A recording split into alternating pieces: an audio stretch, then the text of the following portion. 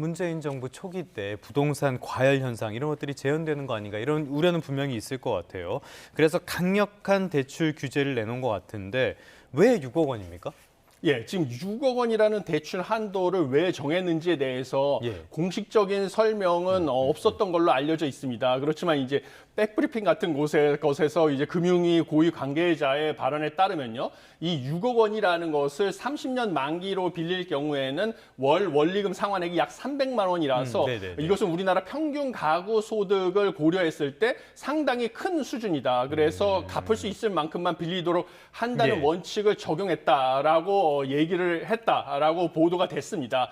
그렇지만 실제로 이 6억 원 이상의 대출자라는 것은 전체 대출자의 10% 미만인데 이들이 사실은 그동안의 DSR 규제 하에서는 고소득자들입니다. 상대적으로. 고소득자이기 때문에 이 고소득자들이 대출을 많이 받아서 이들이 사실 이번에 집값 상승의 도화선이 됐던 것은 토지거래 허가제가 해제가 되면서 집값이 급등했던 강남구, 그다음에 서초구, 송파구, 그래서 다시 서울시에서 토지거래 허가제를 확대 지정을 할 수밖에 없었던 용산구 같은 핵심 지역이었거든요.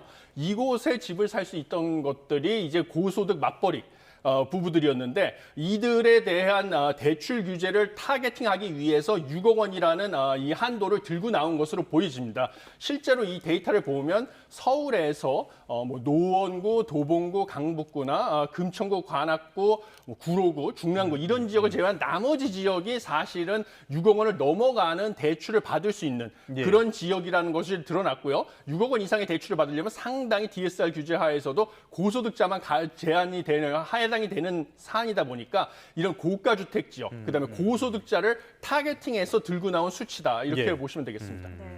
그런데 기존의 주택을 보유하고 있던 사람들에 대한 주담대도 막힌다고 하는데 이건 어떤 이야기입니까?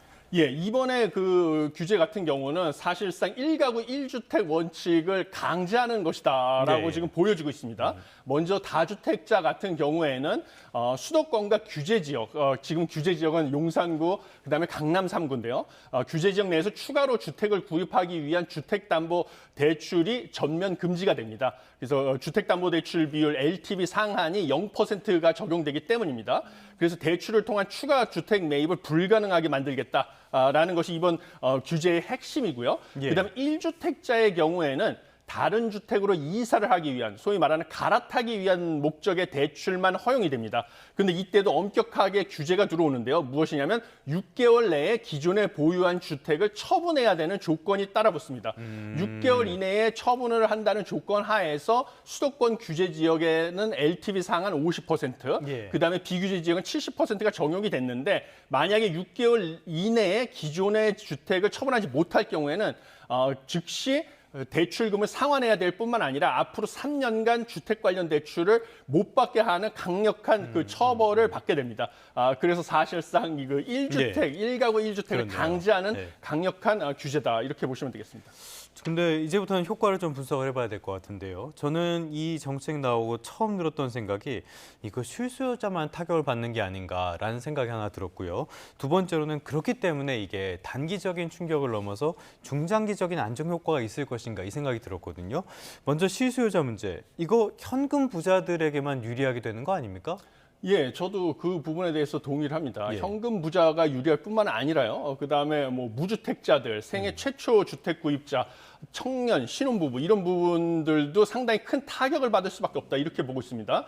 이번에 정책에 포함된 것 중에 하나가 아까 처음에 말씀드렸던 생애 최초 주택 구입자에 대한 LTV 축소가 있습니다. 기존에는 집값의 80%까지 대출을 받을 수 있었는데 이번에는 70%까지만 대출을 받을 수 없다라고 받을 수 있다라고 줄여버렸습니다. 그래야 되니까 처음 주택을 구매할 수 있는 사람도 당장 자기 자본을 더 많이 준비를 해야 됩니다. 그러니까 최초 주택 구입도 어려워졌죠. 그다음에 두 번째로는 정책금융상품의 대출 한도도 일괄적으로 다 내려버렸습니다. 이게 서민들이 그동안에 좀 더 적은 이자, 그다음에 더 많은 대출 한도를 이용해서 적은 자기 자본을 가지고 주택을 구매할 수 있는 주거 사다리 역할을 했었거든요. 그런데 이런 디딤돌 대출, 보금자리론 같은 정책금융 상품마저 LTV 70% 규정을 적용하고 대출 한도를 낮춰버리다 보니까 서민들도 집을 사기 어려운 상황이 됐습니다. 두 번째는 앵커님께서 지적하신 것처럼 현금 부자에게만 유리한 시장으로 재편될 수밖에 없어졌습니다. 심지어 고소득자들마저 6억 이상으로 대출을 받지 못하게 돼 있으니까요.